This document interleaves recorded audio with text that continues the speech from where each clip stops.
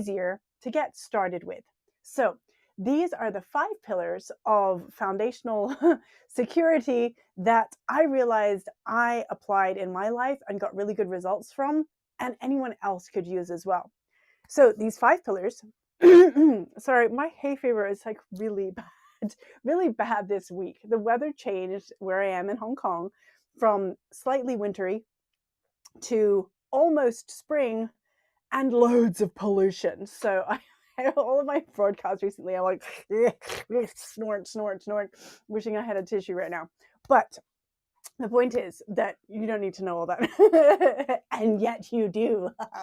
So here are my 5 pillars of financial stability that anybody can use as a checklist to just see where they are currently at in their financial life, in personal finances. Easy peasy. The checklist is money mindsets, savings, budgeting, investing, wills, and legacy. You can use this checklist and just ask, am I comfortable with my current progress or action or habits in each of these areas? Money mindsets, savings, budgeting, investing, wills, and legacy. So once you've used that checklist and you've asked yourself those questions, am I comfortable with how I am in each of these areas? If you answered yes to all of the above, awesome. That's where we want everybody to be. If you answered maybe or sort of to some of them, you can go on over to our website, www.moneymind.global, and try our free samplers in the areas that you are not sure about, or even in the areas that you are sure about, just to check that you have all your bases covered.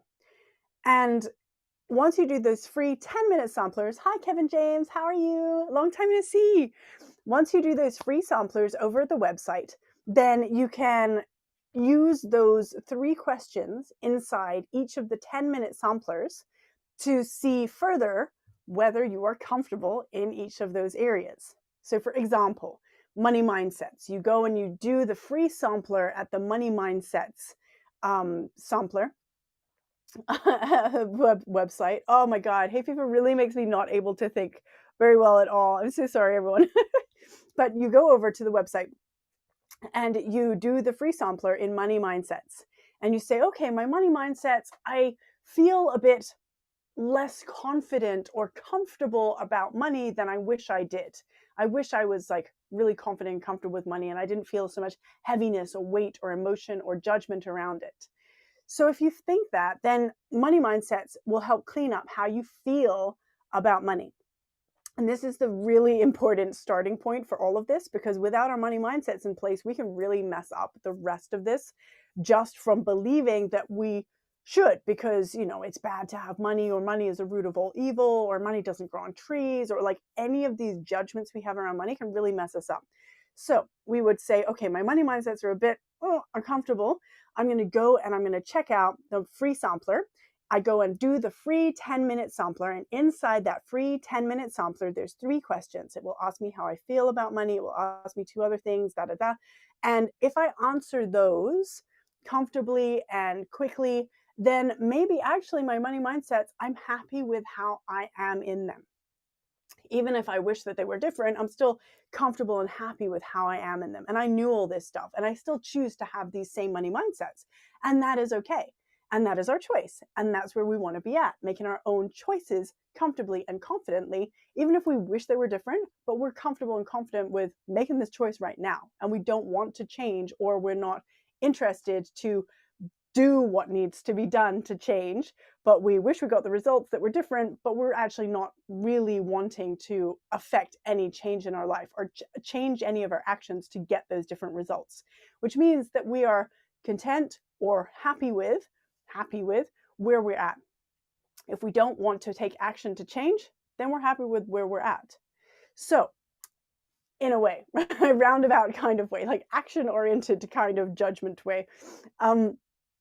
So once we do the money mindsets pillar, if we see those 3 questions and we're like, oh my gosh, I did not know this stuff and I need to clean this up, then we would go into the full pillar, which is 1 hour in little segments, about 6 or 7 segments. And it would go into little 10-minute segments where it would say, here's some stuff that you may want to know about money mindsets, and kind of coaching style talk you through what I learned on my journey and how I applied it, saying, here's some information that you might want to know that could be helpful for you unraveling whatever you want to unravel on your journey. Like, I didn't know this, I didn't know that, blah, blah, blah. I didn't know I could unlink my thoughts from my emotions anytime. I didn't realize that I could choose to think any thoughts I like, that type of thing. So for example, if you were to go into the savings pillar, you would try the savings sampler, and then you'd be asked in the savings sampler, are you a spender or a saver? And how to balance your type. And this is in the free sampler, and we're just going to go into it today in a quick chat as well. So if you are a spender or saver money personality type, the one thing I realized that's the most important about knowing our type is accepting our type. Now, this I experienced firsthand because I really wanted to be more of a saver type, and struggling with my money and wanting to be more extremely disciplined didn't work for me. And it doesn't work for me. And I have very full kickback when I try and force myself to be something that I'm not. I gave the example the other day that I don't know if it was a good example, but it's the example that I'm thinking of anyways. But I have Asian heritage. And when I try and dye my hair blonde because of the way my hair is, it goes a bit orange. And I can work really, really, really hard to try and get my hair blonde, but it's going to be much harder for me than it is for someone who naturally has the type of hair that will more easily move in that color direction. And so for me, it's just probably best and least expensive and most time saving to just stick with roughly around my natural hair color, which is sort of browns and blacks. Hi, Louis. Thank you for joining. Happy Easter, Kevin. So that hair example applies to our money and our money personality as well. If we are more of a spender type or we are more of a saver type, we don't need to try and force ourselves to be another type. We don't need to try and be blonde if we're not blonde, okay? If we really feel like, oh gosh, I feel like I should be a saver. Or maybe, I hoard money too much and I need to try and spend more. Like, what we need to do is accept our type and then work with our type in order to balance our type. So that's the topic of today's broadcast, is spender or saver, balance your type. So in the free sampler of the savings sampler, which you can find over on the website, www.moneymind.global, link in bio, blah, blah, you can see the savings sampler will ask one of the three questions, which is, what is your type, a saver or spender type? So if you are a saver or a spender type, we will go into, in the full pillar, how to balance out your type and some hacks and tips and ideas for how to do so in a way that is really comfortable and like easy and smooth to adapt into our life, rather than trying to accept our type and then do nothing about it. We can use our type to our advantage. And how we do that is, if we are a spender type, we might fall into the trap of spending a lot, possibly falling into debt accidentally or otherwise, just unwittingly, or stress spending, or spending money as a way to feel good or cope with our emotions or just get on with life without tracking our money at all. So as a spender, we may be inclined to spend money to feel good, cope with stress, deal with life. If we have a toxic job or any of that, we might buy ourselves something nice to feel good about something, right? Where if we're a saver type, we might, when we're stressed, hoard money and keep it and then say, I can't spend any money. And sometimes that can get to the point where we don't invest, or we miss out on spending money on life experiences because everywhere we go, we're pinching dollars so much that we forget to actually live in the present moment and enjoy that time, that meal with our families at a holiday resort or something, where we don't have to focus on every single dollar. We can just focus on our family and know that the money is there to buy that experience. We have paid for that experience with that money. We're not like buying the food with that money. We're not buying this hotel with that money. We're buying the experience with that money of being at that hotel, of eating that food, of having that experience go through our life. So those are the two types, spenders and savers, and the way that they can trip up on their own type. And here's how to unravel that. So if you're a spender type, the hack is to expense track. If you've never, did I say spender type? Hay fever. Am I the only person in the world? Hay fever, I get really like foggy minded as well. It's super, super weird. If we are a spender type, then we want to expense track. And with the expense tracking, what we do is if we've never budgeted or expense tracked before, we don't have to suddenly start diving into budgeting or suddenly doing anything. We just track our money today and then tally the amount, and then track our money tomorrow, tally the amount of tomorrow and the total, and keep going like that. It's very boring. A 5-year-old can do it. Anyone can do it. Just keep tracking what you're spending, and without judgment. Don't think about it anymore. Just track it. So I use an app called iExpensit. It's spelled really strangely. IXPENSEIT. So it's like expense it without the E in front of the expense. Anyways, I use an app that's free called iExpensit, and I liked it so much I just upgraded to the pro version so I get cloud and all that. Not sponsored. That's just what I use because I've tried all these different apps like Money and coin tracker, I think it was, and you can like pull little money coins into boink boink boink when you spend, which is pretty fun gamification. But I realized that with iExpensit, I could photograph my receipts and keep it, and I just kept going back to this particular app. Okay, that's just how I ended up using this app. Is I tried all these different apps, and then I just ended up, keeping on going back to this one. And I'm not in America, so I can't access stuff like Dave Ramsey's Budget Solutions or Mint, I think.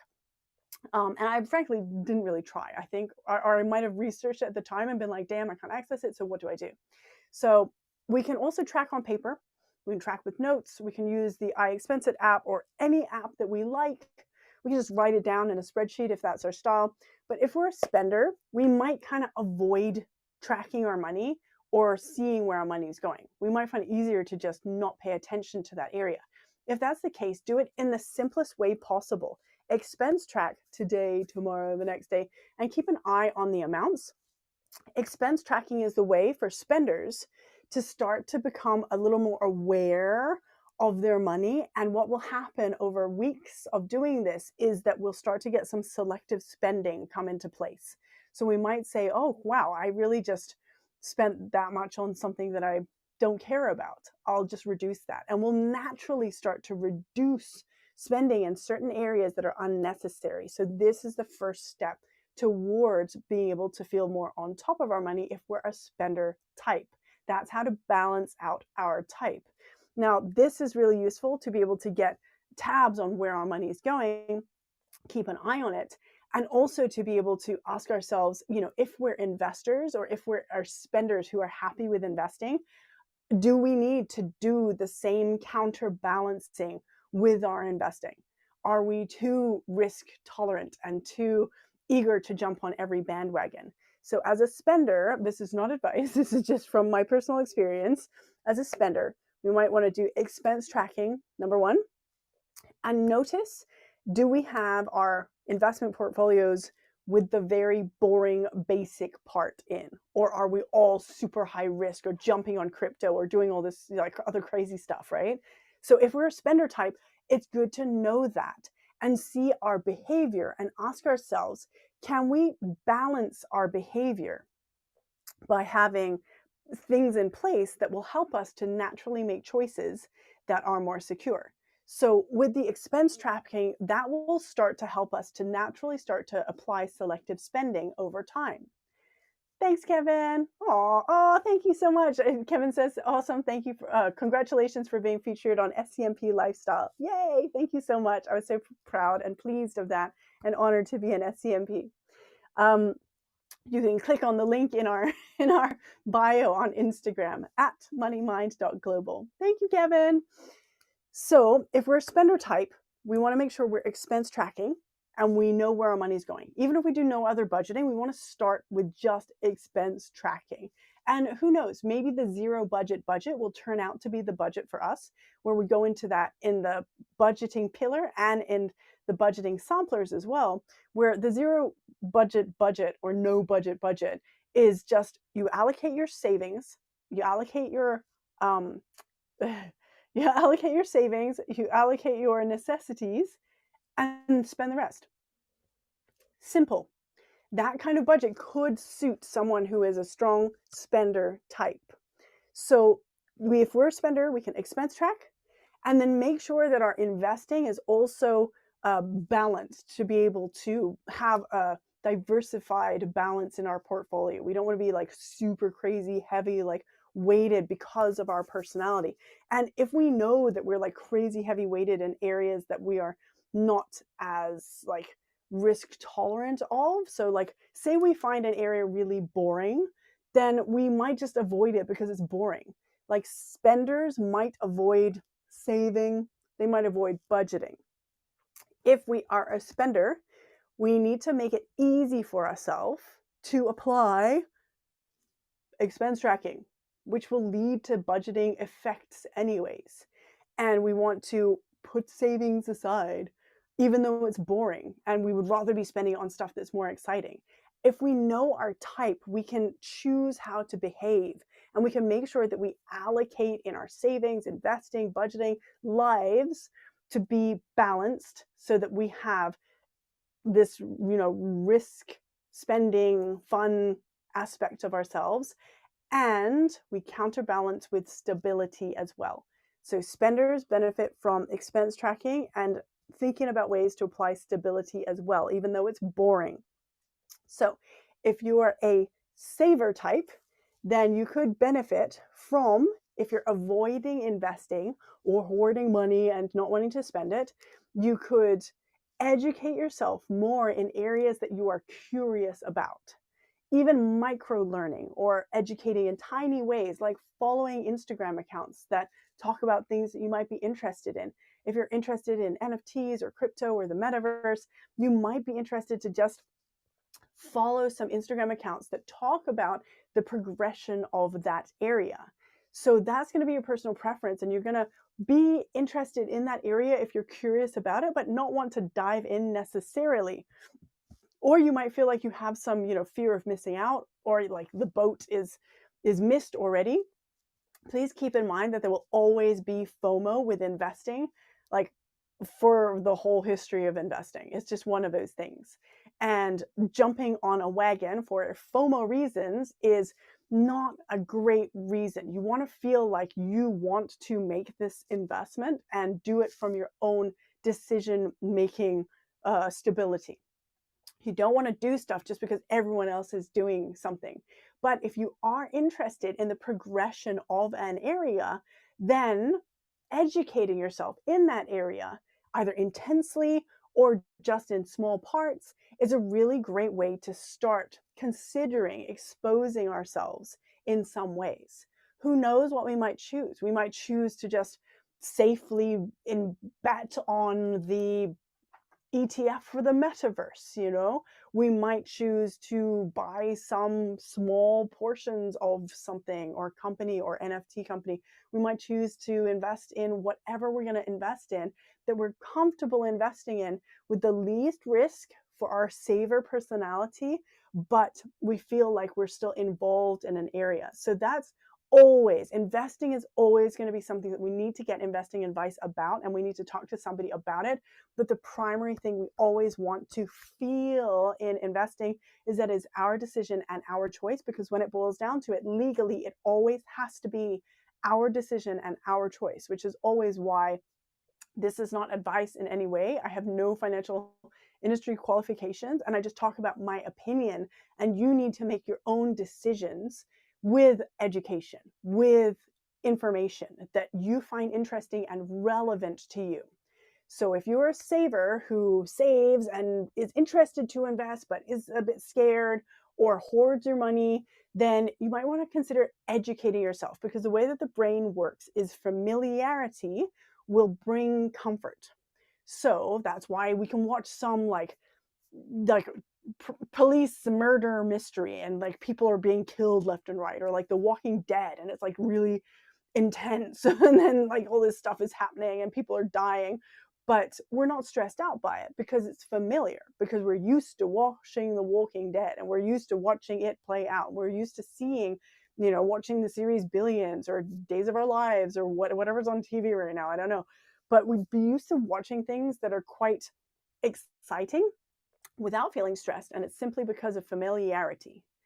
So the familiarity aspect will work on our brain for our investing and saving habits too. If we're more familiar with areas that we're curious about but a bit nervous about, it will start to become less scary, and we can start to decide how to move forward in those areas. But for as long as we avoid learning about those areas or think, oh, it's a bit nervous, or I don't know anything about this area, we will continue to stay in that cycle of thinking, I don't know anything about this area. Like ad infinitum. We'll just do that for the rest of time. You're not going to suddenly know all this stuff about this area. You're just going to keep not knowing about it and then lose interest as other people lose interest or stop talking about it as well. So if you want to know more about an area or get comfortable with an area, educate, expose yourself. This is me exposing stuff on myself on Instagram, okay? It's not gross. It's just like information into my brain pan area. So here I go, like boing, boing, boing, frontal lobe. So what we want to do is educate ourselves, subscribe to a blog, read some articles about it, like random articles. Check out like there was a really good article, I think in Business Insider, about this guy from Dragon's Den and his view on the metaverse. And he says that it's just a new type of technology, kind of like Facebook and other things like that. So when we think about it in those, couched in those terms, it's suddenly a lot more accessible. Because if we think about like we were in the normal world and then the internet arrived, and we went onto the internet and we're in the internet world. And it's kind of like doing that, but like in the internet. So we've already done it. We just are like, oh, we don't even think about, like, when you go onto the internet today, you don't even think about going onto the internet. You just like pop onto the internet. And the only thing you notice is if there's no Wi-Fi. and then you're like, why? No Wi-Fi. You suddenly notice if there is no internet because you're so used to using it. So the metaverse is just going to be like another leap like that, where we are here, not on the internet, then we go onto the internet, and then we just go into like on the internet Facebook or something, but it will just be sort of like a different version of like Facebook, the metaverse. And it's just like the internet, but it's like the metaverse. It's just called something that's, because it has the word like universe in it, it just sounds like way more intense, but it's kind of like just the next internet, right? So anyways, the point is that when we start reading and educating and knowing more about these areas, it suddenly becomes a lot less intimidating or intense, and we can see more of a future for something, right? Like if we believed in technology and that the internet was a big thing, a lot of people are like, oh, well, the metaverse is also a big thing because it's just the next step of like the internet. For a lot of people, they're just like, it's a given. And for a lot of other people, they're like, what is this thing? I don't understand. There's too much information. It's intense. That really is, I gained that insight just from that one article on Business Insider, from that shark guy. Sure, like Dragon's Den guy. I think it was Shark Tank or Dragon's Den. And it really was just that simple. And I've been talking with people about this for months and like over a year now, just blah, blah, blah. With a friend of mine works in NFTs, and we have these conversations all the time. And only this one article suddenly tipped it over where I was like, oh, I just totally get it now. And before that, I had pieces of the information. I didn't totally get it. And now I kind of totally get it. And I can see so much further now that I suddenly got it. But without all those little bits of information, it wouldn't have suddenly made sense. So exposing ourselves, if we're a saver, even if we're a spender, if we're a saver and we want to get comfortable in an area, just start educating and exposing yourselves to stuff. Read or whatever works for you. If you like infographics, infographic the hell out of that. And try and get yourself to like get information in a way that works for you and is relevant. Relevant to your work, relevant to your life, relevant to where you're curious. If you saw something about the ugly apes or naked apes or bathing apes or whatever they are, those apes, and you're like, oh, those apes, I keep seeing about those apes, like I'm curious about those apes, then look into the apes, look into the background, the history, like what, what it is, whatever it is that interests you. Start educating yourself and you'll start gaining familiarity, and then you can decide how to move forward. You may never want to buy an ape, but at least you know more about this area, and you may find interesting something else that is in the peripheral vision there that you weren't comfortable looking at before because you weren't in the art gallery. You were standing outside kind of being like, oh, this is too intimidating. Sometimes you just got to go in and look around.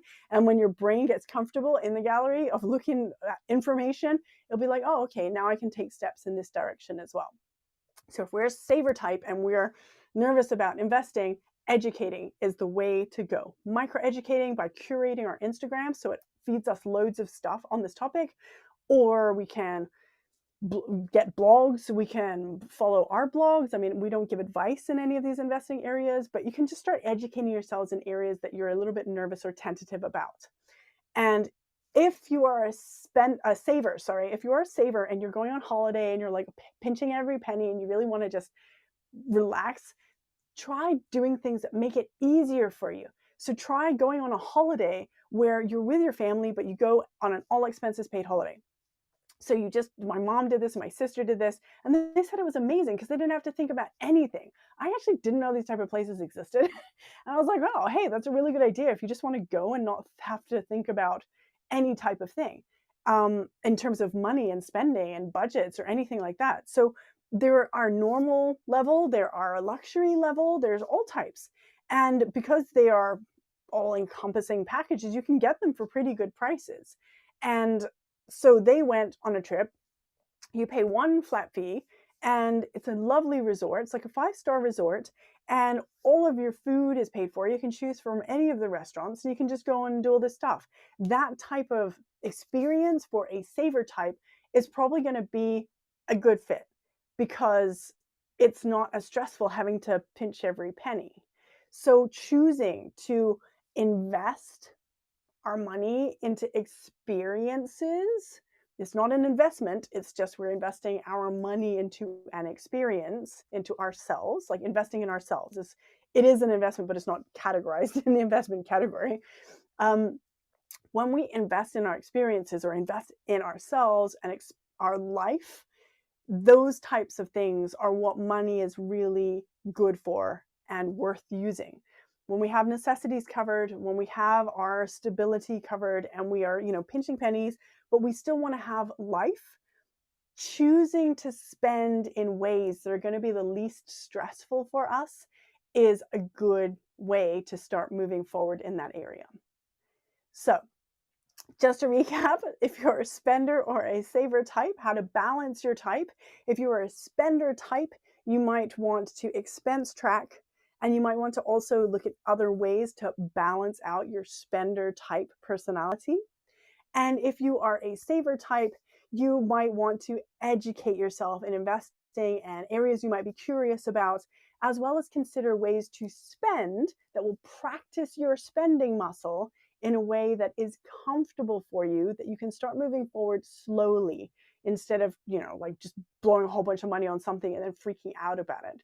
So we do need to practice. For spenders, we need to practice expense tracking. For savers, we need to practice spending on experiences that are worthwhile and spending our money in ways that benefits our life, not just hoarding it and not investing it. Because if we're not investing it, as we talk about in the savings pillar and the savings sampler, if we're just hoarding our money in the bank account, we're losing it anyways to real depreciation. So make sure that you know where your money is going. Even if you're a saver and you keep stashing money away, it might be just you're stashing money away and it is leaving due to inflation. So you want to make sure that you are making the decisions that are based in your confidence about the decisions you're making, not based in fear and not based in avoidance. So savers can tend to lean towards sometimes fearfulness and hoarding money, and spenders can sometimes lean towards avoidance and not budget tracking money, or not keep an eye on where the money is going. So those are the solutions that we can consider if we have saver type or spender type, and we want to balance our type to be able to thrive as the type that we are more dominant in. We might be a blend of both. Like, I love saving as well, but my dominant type, especially when I'm stressed, is to spend, to comfort myself, or just spend, I don't know why. Just, and it will just sometimes not make any sense. But fighting against that isn't helpful for me. What I do have to do, though, is acknowledge that I am a certain type and how to balance that type for my optimal benefit. Hopefully that's helpful to someone out there. Thank you for joining, liking, or sharing. You can see our website, moneymind.global, and you can try our free samplers or try the full pillars. Hopefully we'll see you there soon. And I'll see you